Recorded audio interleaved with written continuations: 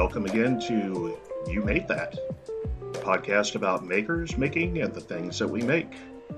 With me this week are RebeccaDeGroot and special guest star Holly Fry, filling in for Bob Blanford, who is out this week. You may remember Holly from a few of our podcasts where we gave her a hard time about giving us a 4-star rating on iTunes. So just remember, everybody, dreams do come true. If you underrate our show, we put you on it. Please don't do that. No pressure. Hello, everybody.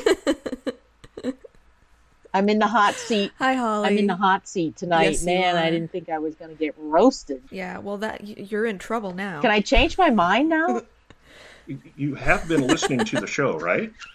Yes, I have. Yes, Okay. I have. I volunteered for this, right? Or I agreed to do it anyway. I didn't really volunteer.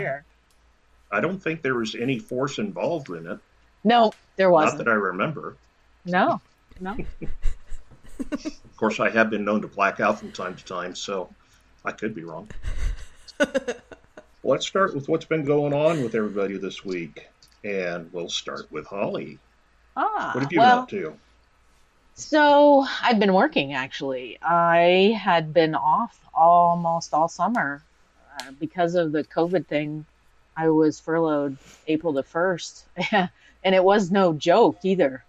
And so last Tuesday, I went back to work then. And so I've been trying to remember how to do my job. And do you mind sharing what you do for your day job? Sure. I work for a fairly large information technology company, and what I do, and part of that, is I service and repair office equipment, so copiers, faxes, printers, basically anything that spits out a piece of paper. I've probably worked on in the last 20 years. So I drive around central Pennsylvania and fix equipment. And since everybody was working out of their home office, nobody was making copies, so I was temporarily furloughed until last week. Yeah, that would stink. Yeah, So many people ended up working from home or just weren't allowing people to come into their businesses. Yep. So, yeah. Yeah. But things are ramping up again, and it's funny because, fixing equipment I've been a technician for 33 years, but I've been doing this particular job for 22. And, you don't forget how to fix equipment. But what I forgot was the PIN number to my gas card. Oh, no. It's the dumb little things that you forget. Mm-hmm. Yeah, I've done that a couple times. There's an old card that comes out of the wallet to get used, and just the numbers are gone. Oh, yeah. Yep. So now Rebecca is in the process of starting a YouTube channel. I have one that I haven't put anything on for quite a while. Bob is still active with one. I know that you record for Facebook, but I'm not sure if you have a YouTube channel that you want to plug on here. Yeah, I do. I just started, since I was home and had all the extra time, I figured out how to do videos and post them on YouTube. So I have 7 or 8 videos up now since the first of the year. Yep. And oh, wow. What's the name of your channel? Is it Turning Prayers? It is Turning Prayers. Yep. Okay. Facebook is Turning Prayers, and Instagram and YouTube. You see how that works, Rebecca? You name everything the same. I know. I want my audience to work for their views. Want to give myself that extra challenge. Yeah, you make it so challenging you can't even get to your store on Etsy. Hey, I swear that's not my fault. I don't know why it doesn't work. I don't believe you. What? No, I want people to buy my stuff. Back to Holly. You say you got 7 or 8 videos up now. How many subscribers are you up to? 39. Big 39. 39. Yeah. So Well, that's not enough. I know it's not enough.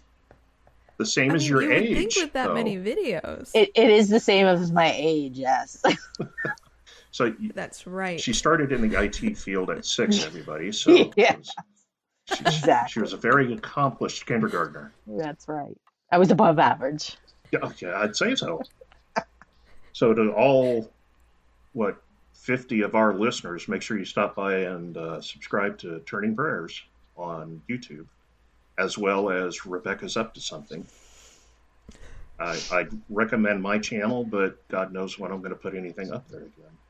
I know, you had good videos up there, so I look every once in a while. I kind of got burned out on for a while, but I don't know. I might be starting to get the bug again. I actually got to turn something this past week. I actually got to make a pen. It was amazing. Yay! Wow. Tell us all about it. Well, I want to know. it was a square piece of resin that I turned Wow. around Oh my goodness. and put onto a pen kit. It was amazing. This is great. Well, see, I have to live vicariously through everyone else right now in the wood turning and woodworking world, so this is great. Tell me more. Actually, it was a commission pen for a person that lives, I don't know, maybe about an hour away from me, for a friend of his who is stepping down as master mason in their local mason's lodge. So he asked me to make him a past master's pen for him. So it's basically just has the Masonic emblem on it and his name with PM after it, which stands for past master, and then their lodge number on it. So that was label cast and cast in Alumilite and then put onto a magnetic Zen fountain pen kit. Ooh. That does sound really nice. Mm-hmm. That does sound cool. It's nice to do custom work for people. Yeah, it is. You know, I've got another guy who wants to commission me for, I think, about 10 pens, and they're going to be made out of the hardwood that came off of the basketball court that they just remodeled. And I believe this is wood that he played on in high school. So he's used it to make several tables around his house, coffee tables and whatnot. And he's saving the offcuts for me to turn into pens for him. And probably 2 or 3 of those are going to end up being the bespoke style pens. nice. I hope we get to see videos of those. Yeah, I might be able to do that. It's not Just so wait. hard. Yeah, it's not so hard doing the videos. It's the editing part that takes forever. People don't realize how much time is involved in editing those videos. It's amazing how much time you can sink into that. Oh yeah. Oh yeah. With I just finished up 2 hour-long videos. They had to be finished at an hour. So of course the footage I had to start with like upwards of 2.5 hours. Editing that down. I think I probably spent a week on each one just on the editing, like a couple hours here, a couple hours there, several hours here and there, and then those also involved a voiceover, which honestly I'd never done a voiceover before. I love it, so I'm probably going to be doing some really dramatic voiceovers on some of my videos coming up. So now I have to see those. Oh yeah, absolutely. should be fun. Well, you can see the ones that I'm talking about if you sign up and register for the online Woodturners Worldwide online symposium that happens next week. I am so excited for this. And because it's all pre-recorded, my work is done. I just have to show up when the viewing of my demo is. So it's great, and I don't have to stress out about anything during next week when students are back. Nice. Yeah. I hope so. I had noticed that you'd been under a little bit of stress. A bit. You were kind of wigging out there a little bit on Facebook there for a few days. It's been a very emotional couple of weeks, and then kind of a massive meltdown over the last couple days. But if anybody hasn't been paying attention, this community that we're part of is some of the best people that I have ever met in my entire life. And if I go on and continue to have them in my life, I know it will be better for it. Because they're just incredible people. I am so fortunate to have everybody in my life that I have. And it's crazy because most of them I've never met.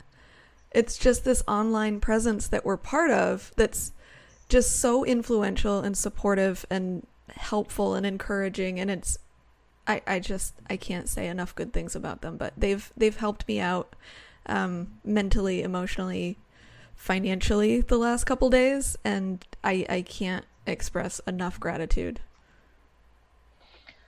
But well, it's well deserved, because you do give a lot to the community yourself. It is a good community, though. I agree with you. Mm-hmm. Oh yeah, everybody's there to encourage you and support you. Yeah, totally agree with that. Mm-hmm. Yeah. Holly, are you part of many of the online groups and forums? Some of them, yes. I just watch a lot of YouTube. That's where I get my connection from, actually. YouTube University, I call it. I've learned a lot from there. Oh, yeah. I call it. So do you have your favorite YouTubers? Yeah, the biggies. Nick Zametti and Bob Lamford, and, the biggies. Carl Jacobson. And But it's fun to follow a new turner and then watch them grow over the years. Yeah, I've done that a couple times. What's his name? Andy. I can't think of his name right now. But I started watching him when he only had a few followers, and now he's well over 700,000 or something like that. So that was fun to watch. Oh, wow. I know. Okay, Is he a turner? Yeah, he's a turner. But it's just turning. He doesn't, no music, no talking. Yeah. So I can look it up. So that's the secret sauce, huh? No talking, no music. I've heard that from other YouTubers where they'll get comments from people like, why are you using so much music? Just let us listen to the lathe turn and the chips flying. They don't like to hear the music, which... Yeah. Well, it's really soothing to hear those machines. And if it's something that you enjoy being in that environment, if you can be in that environment virtually too and experience the same noises, it's just nice. Yeah. It is relaxing. No, it's funny to say, but it is kind of relaxing to hear it. That is until you hear something catch. Oh, goodness. And then all that relaxation goes right out the window. Well, what's funny, when you first watch people on YouTube and the video slows down in slow motion, it's like, what is going on? And then you see the piece fly off, And now when you see somebody slow motion, you close your eyes because you don't want to see this bowl fly off. Because it's coming. Here it comes. Here it comes. I don't want to see it. No. Exactly. Anyway, so. I've actually seen a couple of videos where people slow it down and nothing happens. Just to mess with you. What? That's awful. It's just so wrong. It is. It's like, wait, what was I waiting for? Yeah, exactly. It's like closing your eyes. Is it over? So, Holly, yes. Let's talk about how you got into turning. How did you become a maker? Oh, it was an accident. Okay, so my dad always wanted to have a lathe, but he was a farmer and he was a full-time fertilizer salesman. So he didn't have time for hobbies. He worked 6 days a week. So when he was in his early 70s, he actually started slowing down from farming a little bit, and he had some extra time. So he converted the milk house into a wood shop. Of course, it hadn't been a milk house since the 60s, but we used that space for a lot of different things over the years, and we thought this would make a good wood shop.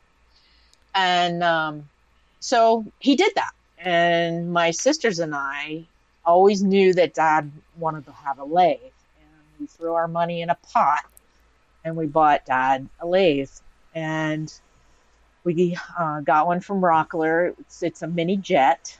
We wanted to get something that was going to hold up. We didn't want to just buy, a cheap one. So the day we went over and picked it up, the salesman said that he teaches a pen turning class for new lathe owners.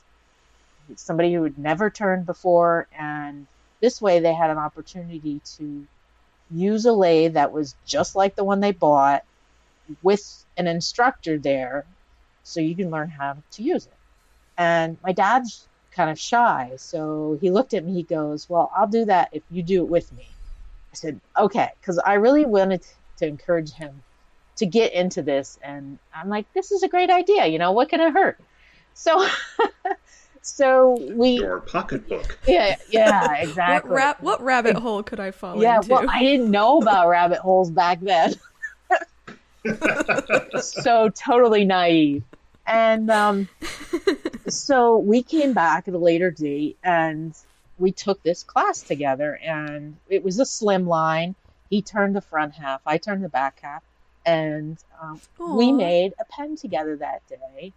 And I still have it. It sits on the shelf. I don't use it. It's one of those keepsakes for us. And after that, I made one other pen all by myself, and I still carry that pen in my wallet.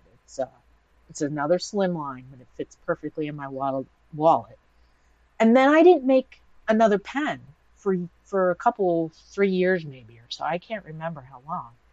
And my dad was doing pens, and he was making rolling pins and lamps, and but he never watched YouTube. He just figured this stuff out on his own, other than the initial pen class. And then he got sick. He got multiple myeloma and went through all that cancer treatment. Yeah, that's nasty stuff. And went through a year of treatment and came out the other side, and he was doing really good. He was in remission. They took him off of the chemo. So it's springtime, and it's starting to get nice. And I said to him, hey, it's going to be a nice day on Saturday. Why don't we go out to the shop and, sweep up, blow the dust off of things, because he hadn't been out there for a year. And I really thought it was a time for him just to get outside, get some fresh air, start enjoying the things that he used to enjoy. But it turned into this instructional day for me to learn how to make pens. And he said to me, he says, well, somebody needs to learn how to use this equipment. So we ended up making 3 pens that day. He lasted about 2.5 hours, and he was tired. He went in, and I stayed out in the shop and finished the last one. And I went in the house, and I'm like, wow, I was hooked, done right then and there. And I started thinking, well, what if I cut the wood at a different angle and the grain was going in a different, direction when you turned it? Or, what if I use this kind of wood? I think my mind was just off into these wild tangents. I was totally hooked, line, sinker, gone. And it was probably a year before I actually started my Facebook channel. So, and I started that in 2015. So I want to say I've gone public for 5 years, but so that's how I accidentally fell into it. But it is I tell people pens are a gateway drug to wood turning. They are the crack of the turning world. Oh, they really are. Yeah, exactly. And then you start watching videos and you see what people are doing. It's like, how do I make a bowl, or how do I make a lidded box? And you realize it's 2 hours later, and you're just sucked into these videos, and your brain's going, I could do that, or I don't have the equipment for that. Maybe if I sold my kidney, I could afford those tools. I know. I've been looking at the #1 Easy Wood Hollower for a while.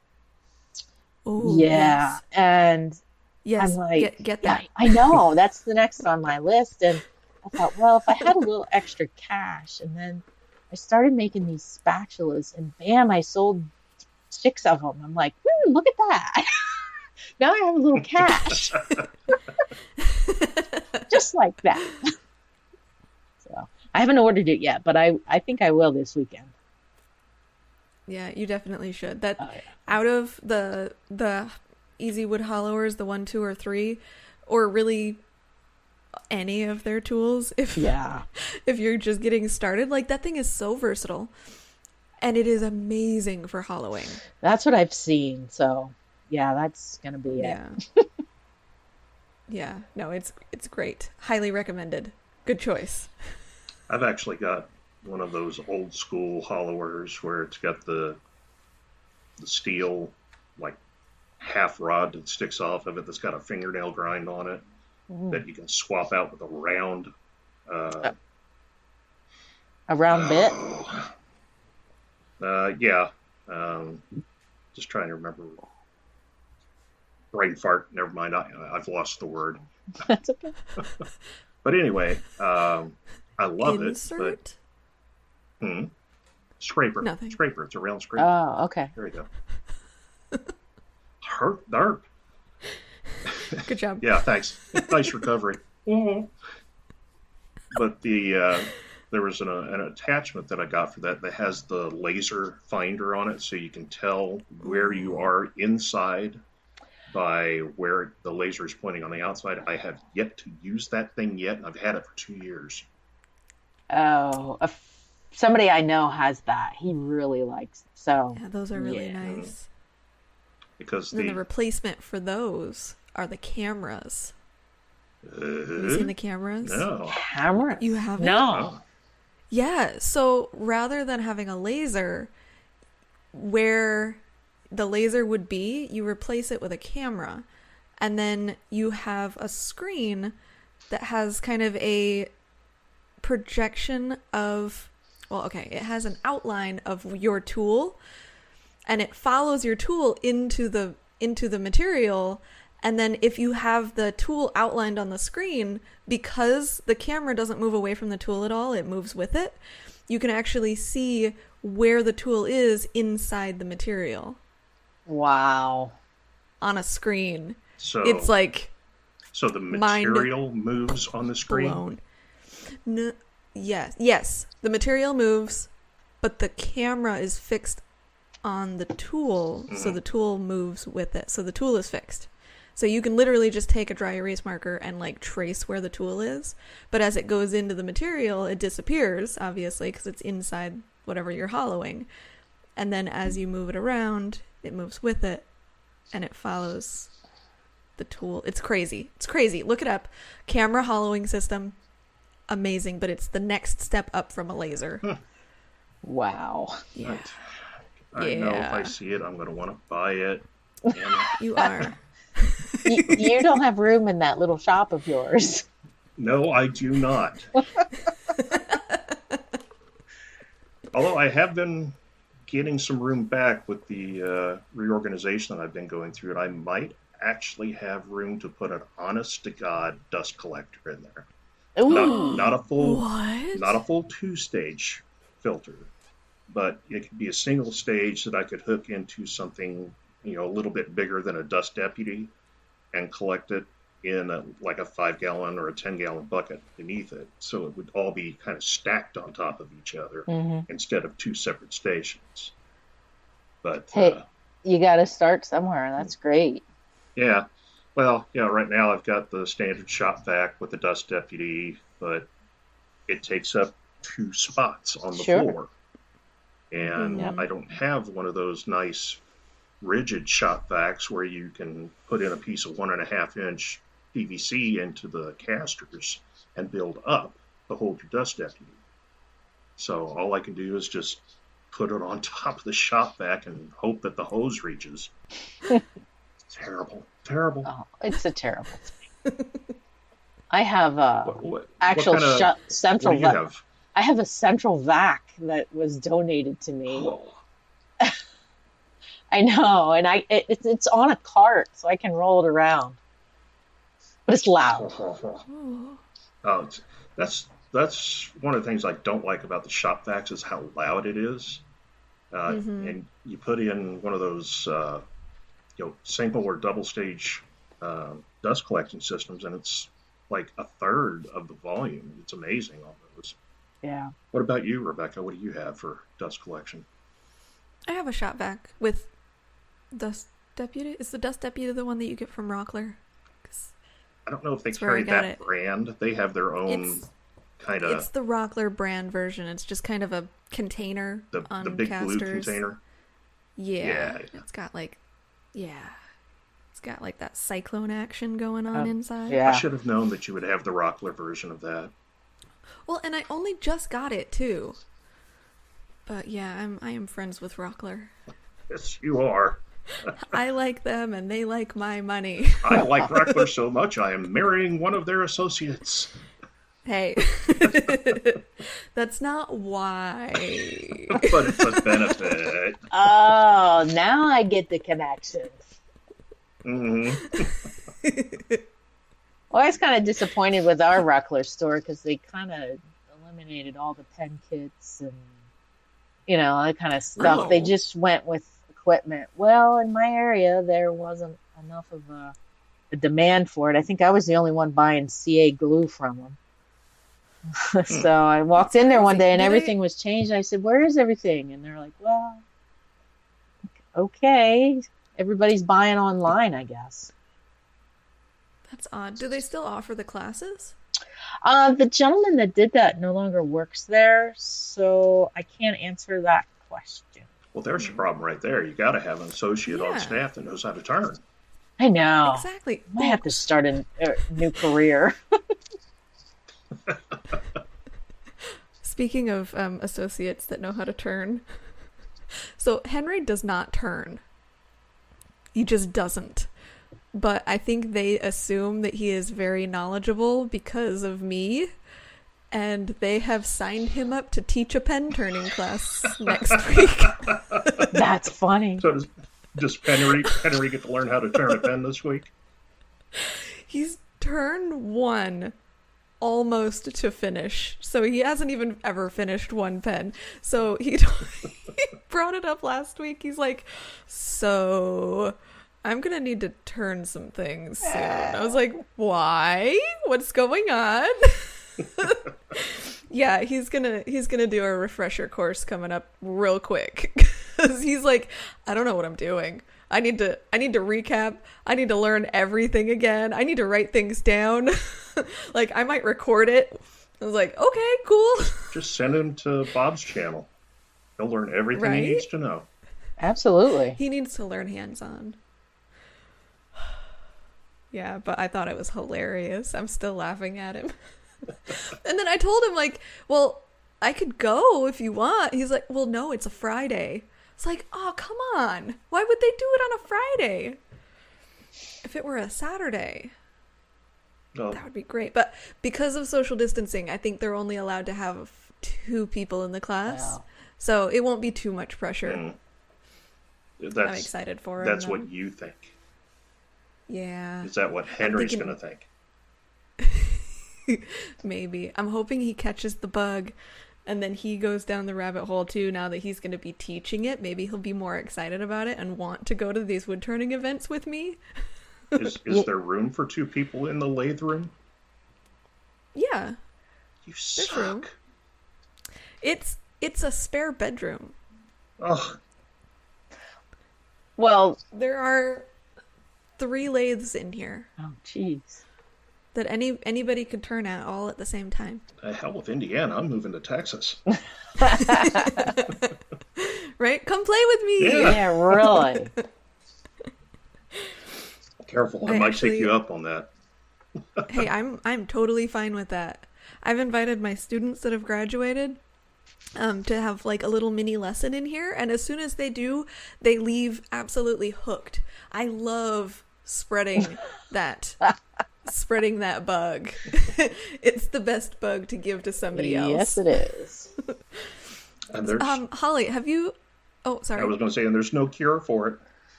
No, there's not. No, and it just keeps getting worse. It gets bigger with age. Yeah. The toys get bigger. Yes, they definitely do.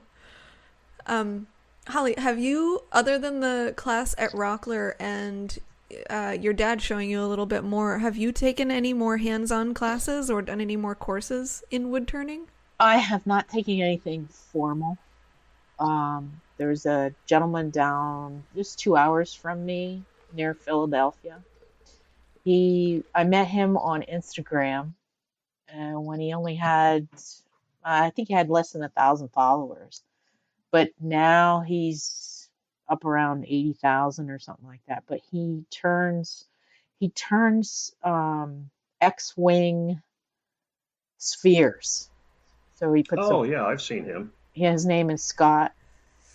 And early on, he did a giveaway. I forget what number he hit. Maybe it was the 1,000. When he got 1,000 subscribers, he did a giveaway.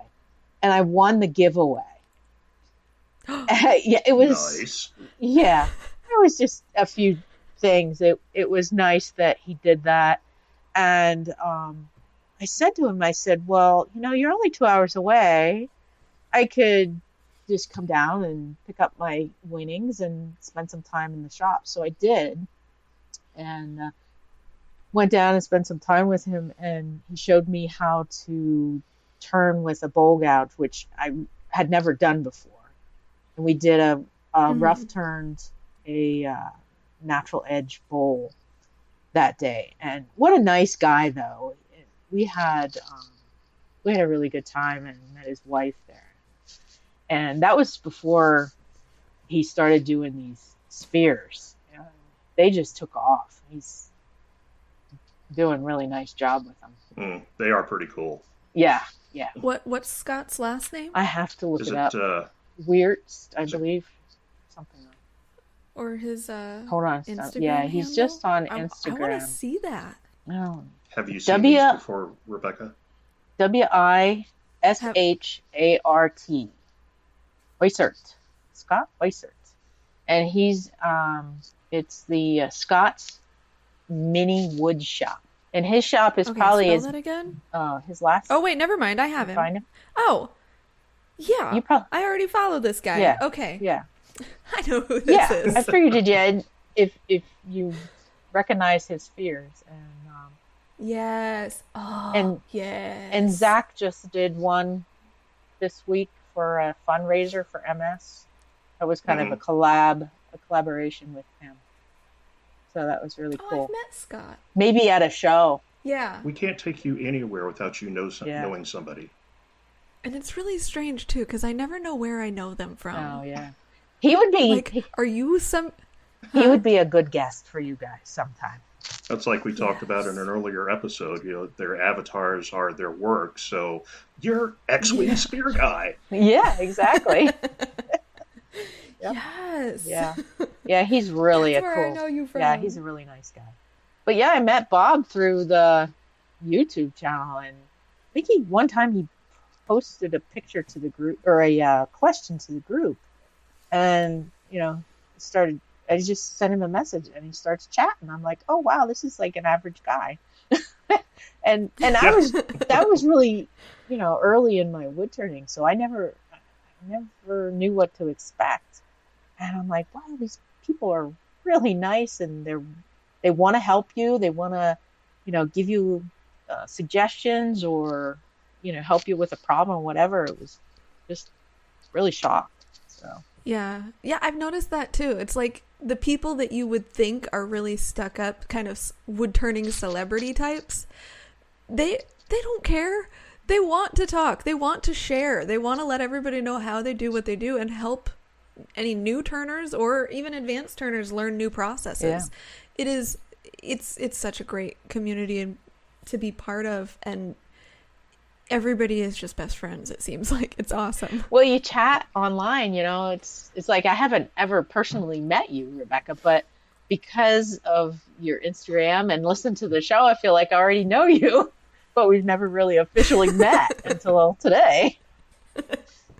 Right? I know, it's crazy. And when, because I'm sure this is going to happen, we do meet in person, it's going to be great. Oh, absolutely. Yeah. Speaking of meeting in person, do you go to any shows? Well, yeah, that's how I met Michael. Went to the Mid-Ohio Valley. Oh, well. Yeah, the Mid-Ohio Valley Pen Turner Gathering. Yes. Ooh.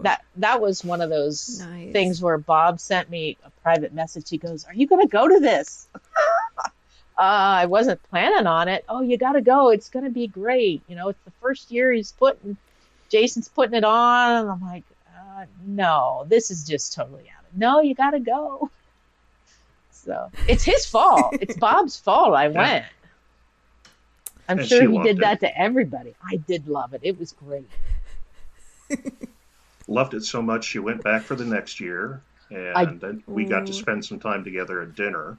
Yeah. Because we sat right next to each other, and somebody comes up to her during dinner and starts talking to her about how much they just love her work. They see her on Instagram all the time. She makes the best snowmen ever. Oh my God. Yeah. And I'm like, I have no idea what this guy is saying. I mean, I follow Holly Denny, but it didn't dawn on me. This guy thought I was her. And Oh my God. he showed me a picture. "See, this is what I made." And I'm like, "Oh, that's really nice, but I don't make snowmen." I guess I will have to now, you know. It's like, I felt bad for him. He was crushed. Yeah. He was crushed just a little bit. Yeah. It's like, well, okay, you make nice stuff too, but yeah. Oh. Yeah. That's okay. That's okay. Yeah. It happens. See, I get that. We had a really sometimes, good too, laugh and it's about that. awful. We did. You know, that's the year my car died. That's I so had to buy a funny. car to come home. Oh God, I forgot about that.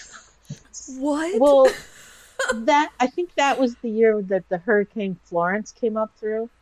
And so I'm driving up through the mountains of West Virginia.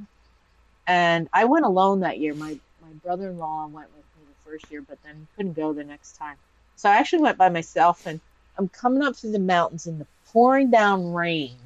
I come over into the Pennsylvania, and I'm coming up the mountain and at 70 miles an hour, and my tack pegs itself. And I'm like, this isn't good. I don't know anything about cars, but this isn't good. And I let off on the gas a little bit, and I get down around 50 miles an hour, and I'm giving it a little gas, and I'm still moving. I'm still moving forward, and, you know, this hurricane, you know, the rain is wind and everything, and it does it again. It slips. I can feel it slipping, and I'm like, my transmission is gone. I know it. So I get off at the next exit, and it's Altoona exit in Pennsylvania. I get off. I limp into a parking lot. And there's a Firestone dealer right there. Well, you know, they don't necessarily do transmissions, but I went in and I asked them, I said, you know, I realize you guys can't help me, but can you at least tell me maybe? They didn't have a good look on their face. They knew I was screwed. They said, well, we can't really help you, but there is a Subaru dealer that's only 3 miles away. So I got online, I called the dealer, and I said, look, this is where I am. This is what happened. Do you recommend a tow truck that I can, because I don't think I can limp there. There were too many traffic lights. And I think I only had third gear left. It's just. Oh, Jesus. Yeah. Oh, my goodness. I know. It would move a little forward a little bit. But so it's still pouring. And they gave me the phone number of the tow truck people that they use. So I called them. And they came in about, I don't know, 45 minutes. And he got me to the dealership, and they were so nice there. And it was Stuckey Subaru. They were just, you know, what could they do? My car died on the highway, and, you know, now they're selling me a new car so I can drive home. I was about 2.5 hours from home. And, yeah, it was really weird. I had no plans of buying a car that day. So they had a nice used one there. And I drove the rest of the way home. Yeah, it was pretty crazy. But what's funny is this dealership is actually in a town called Hollidaysburg. It was Holly's day to buy a car. So anyway, but the pen turning group was so nice. I sent out on the Facebook page for the turning group. I said, well, I think I won the prize for spending the most money this weekend. And there all this one guy that didn't live more than an hour away, he's like, do you need help? I can come. I said, no, I'm just going to buy a car so I can get home. That was a long day. I was beat till I got home. Oh, I bet. Yeah. Yeah. That's crazy. Yeah, it was. But I survived. Never. And I went Rebecca, back. You were. Yeah. She's I went back the next year. So, Rebecca, you were going to say something about you having been mistaken for somebody? Oh, yes, it happens to me all the time. It happens less recently because I think I've grown my presence enough that they can tell the difference between one young female woodturner and another. But before they couldn't. Well, you all look the same. Well, yeah, of course, especially if we have the same color hair. So not just for this reason, but I really enjoy making my hair like bright pinks and purples and blues when I go to these shows, if it's during the summer. So it helps for them not to mistake me as the others, because the other one, there's one specifically, does not do that to her hair. But so many times I've had people come up to me, they're like, oh my God, I saw you in this state. I just loved your demo. I was like, that wasn't me. And then it gets real awkward and they're like, oh, okay, sorry. I was like, well, I mean, it wasn't me. I mean, but I do demo. You want to see what I do? No, never mind. I was like, okay, bye. Now that you say that, I know you're that creepy arachnid lady. Yeah, you're that one. Before I had been recognized, I guess, I liked to go into these places and not tell anybody who I am or what I do. I just like to listen. And I like to see how often they would mansplain things to me without asking if I do any of this or if I have any experience. I would just be like, quietly, like hands behind my back, like watching them, what they're doing. And they'd be like, oh, hi there, little lady. Like, would you like to learn how to do this? This is called wood turning. Like, sure, teach me your ways. But I can't have all that fun anymore. Not as often anyways, but yeah, it happens. But hardware stores, I still get that. Nobody knows me there. So this other Turner, did her name happen to rhyme with Ashley?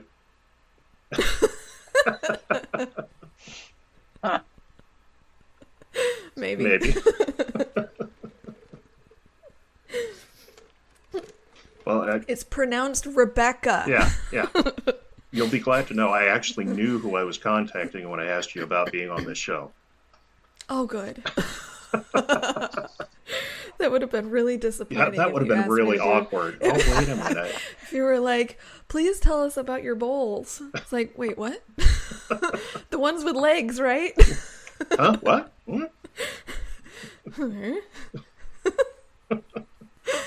Oh, yeah. So much fun. Always. So, Rebecca. Yeah. Tell me about, I don't know, maybe something about wood carving. Oh, well, if you're wondering, one of my plans for if I ever get back to work, well, not work, but work, play work, is I really, now that the weather is starting to cool down a little bit, want to go out to my garage. Because I've got this really nice tree out in my garage that holds, I don't even know how many carving burrs from Sabertooth. Holly, have you ever used Sabertooth? I have not, but I have heard about them. Oh. They look really nice. So nice. They really are. And they're colorful too. I like that. It makes me happy. But Sabertooth, if you're interested, if you go to sabertooth.com, they have this really nice discount code. If you enter YMT at checkout, you could get 10% off your entire online order. And they are super supportive. Their customer service is great. And they, like, I can carve basically a giant something down to a giant other something, but slightly smaller, in absolutely no time, and with very little effort, and with very little clogging of the carving burrs, which is great. So, yes, I'm hoping that if I ever get back out to the shop, now that it's starting to be a little bit nicer, that's where I'm going to go. I'm going to go straight to my carving tree. I'm going to sit down and I'm going to carve on some legs. I'm going to modify some body parts. It's going to be great. She's like the goals. Frankenstein of wood turning or woodworking. She's gonna make body parts. I do have boxes of legs, actually. I've got 2 of them, 2 containers of legs. I call them legs for days. Oh, so how long does it take to carve out one leg? I know you were trying to figure out how long it took to put the lines in your mushroom the other day. It depends on the size and shape. So if it's a smooth curve, kind of like a really, really gradual S curve, I'll cut it on the bandsaw, and I'll typically be able to take some of it, at least the exterior curves, and soften them, get them closer to the final form on my disc sander. Okay. And if I can do that on at least a good portion of it, it doesn't take as much time. So I get it down to where I have it close to the finished form square, and then I knock off all the corners so that if you would look at a cross section of it, it would look like an octagon. Okay. And then it's just a matter of like rounding over those corners.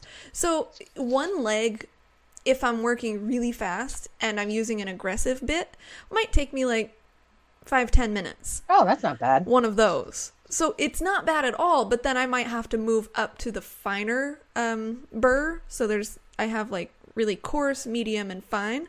So I can do a lot of the harder work with the medium and then move up to the fine, and it'll get it closer to a sanded, really aggressively sanded finish. And then I'll start with like a 120 sandpaper and I'll hand sand it the rest of the way.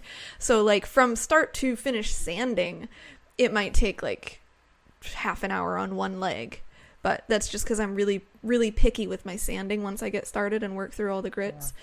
But if it's a really complex leg that has a lot of joints and angles and interior angles, that could take hours per leg. And so it all just depends on the form and the size. Yeah. Honestly, I've found that it takes me a little bit longer sometimes on the really small legs, just because I have to be so careful that it's dangerous sometimes. Like if I make one mistake, I could either accidentally roll it back up on my thumb or just knock off the end of this leg. I was like, no, and then I'll have to start all 3 of them over, or just completely remake that one.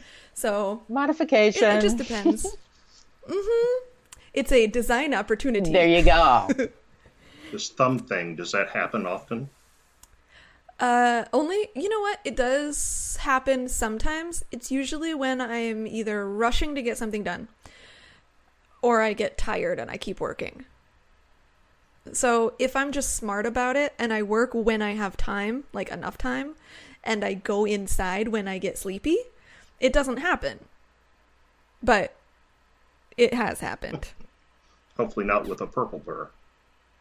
Oh my god. Those are terrifying. They must be very, very aggressive, huh?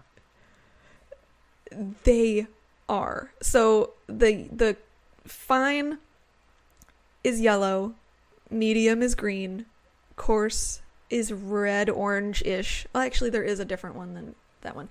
And then it goes up, I think, actual red, purple, and blue. And those purple and blues, I think they're like the equivalent to chainsaw carving, but in burr form. Wow. It's terrifying. From what I hear, a lot of ice carvers use those just to like hog away material. So if your finger got caught up in one of those, or even if it grazed your finger, I'm sure it would remove meat. Rather than just tearing up the surface like I typically do, it would remove parts of your body. So I'm going to assume the shafts are bigger on those and probably wouldn't fit in your Fordham shape. I think they do. I think they would fit, because I have one for 1/4 inch, and that's the one I typically use. And I think it's supported because I think they assume that if you're going to be using one of those, you're going to be using softer material. But I don't know. Honestly, I could look it up at sabertooth.com. Of course. Now I'm curious. I was like, oh, well, can I get those? Do they make a purple in the 1/8" shank? No, I don't. I'm pretty sure they do not. Oh, and then they have whisper bits too. Those are relatively new, and they're even finer than the fine. I haven't had a chance to test them yet, but I'm really excited to do some stuff. I want to take some small hollow forms, and I actually turned this box. It was a couple months ago now, and I know you guys can see it. It's my pop box that also squeaks and messes with the dogs. Ooh. Yeah. But I turned it real boring and like very cylindrical and dull so that I can modify it and carve little facets onto it. But I haven't had a chance to do that yet. But I'm excited to do that. And I think I'll be able to use the yellow, the fine, and the whisper bit and be able to get some really nice texturing on that without too much sanding after the fact. I was going to say, isn't the whisper bit supposed to be equivalent to 120 sandpaper? I think so. If you take it real slow. I mean, it can still leave like really deep lines if you're holding the bit in one position on the material. But if you kind of rock it and sort of move it around and kind of finesse the surface you're working, you can get it to a much nicer surface. But I kind of like those lines. They're nice. If you've got that kind of repeated line work, just like holding it in one place on the wood and then moving it and doing all the facets, just like holding it down. It creates a really interesting texture. I'm sure it'll be really cool when you're done with it. I hope so. There's so many unfinished things. Knowing me, it'll sit on the shelf for 4 years, and then I'll be like, why did I do this? Did I do this? Henry, did you make this box? Well, Holly, while she's looking for purple birds... See, I want to know. You won't know. Why don't you tell everybody where they can find you online? It's really easy. It's Turning Prayers at Facebook, at Instagram, and YouTube. It's that simple. Well, it's amazingly that is pretty simple. Easy. It's almost like you planned it. I did. And for me, as always, it's Lost River Pens on Instagram, Facebook, YouTube, and you can find my blanks at lostriverpens.com. How about those purple ones? You found those yet? I did, and they do come in the 1/4" shank. Holy so I would shnikes. be able to use them. Yeah. And how fast does that Fordham go? Supreme. I don't know. Fast. That could be frightening. Yes. Okay, well, let everybody know where all your social medias are, because there's so many different ones. All of my different types of social media, yes. The different lists that you lecture me about every time. Okay, you can find me on Facebook and one of my YouTubes as RebeccaDeGroot with a capital G.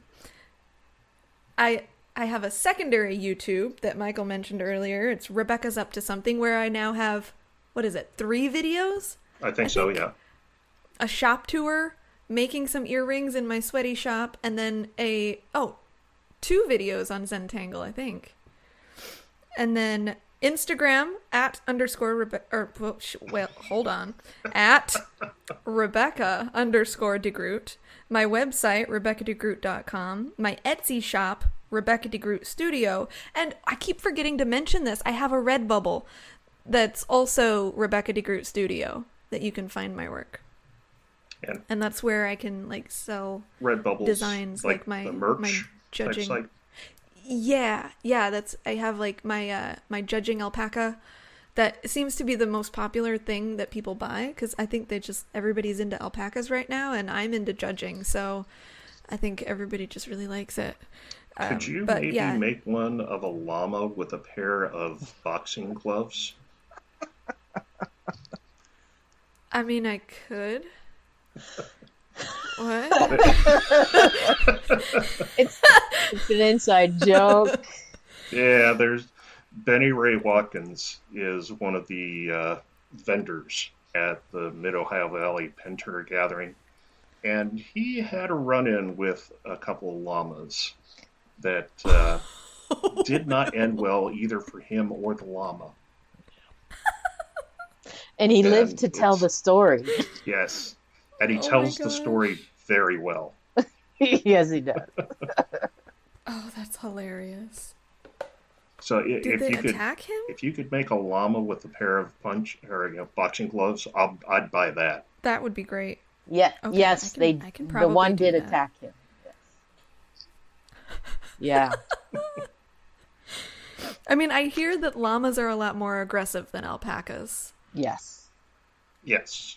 And he had the misfortune of having an intact male and female. Oh, no. And kind of got between them when he shouldn't have. Oh. Yeah, that's no bueno. No bueno. That's funny, though. Llama in boxing gloves. Yes. I can probably do that. All right. Dad jokes. Who's got them? I've got one. I want to tell you a joke about a girl who only eats plants. You've probably never heard before. Oh. Why am I laughing? Wah, wah.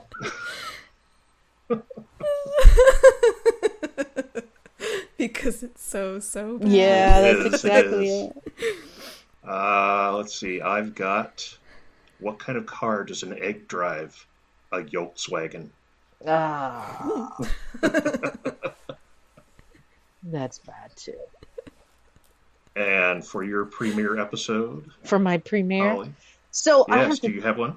I have, and I'll stick with the food theme that you have here. But I have to tell you, when you first announced you were going to do dad jokes, I'm like, what is a dad joke? Are they really jokes about dads or what? I mean, I had no clue. And I said something to my family, and they're like, we don't know what dad jokes are. My dad never told a dumb little joke like this. And so really? He didn't. He wasn't like that.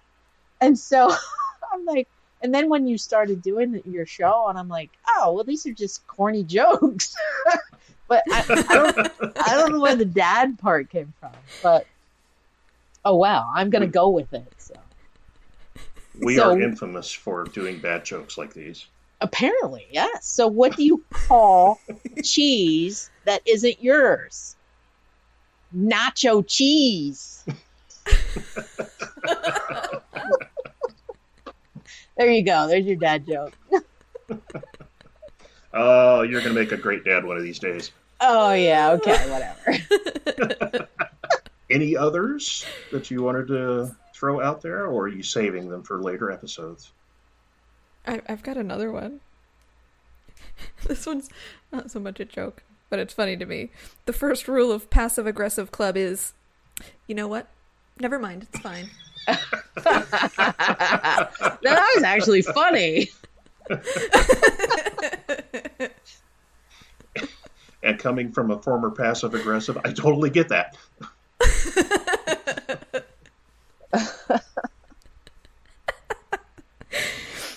That's like when somebody is like, hey, you know what? No, never Never mind. mind. You want to see me angry? Do that to me. Oh, I don't believe she gets mad. I can't believe it. Never. I've seen her a couple nights when steam has come out her ears.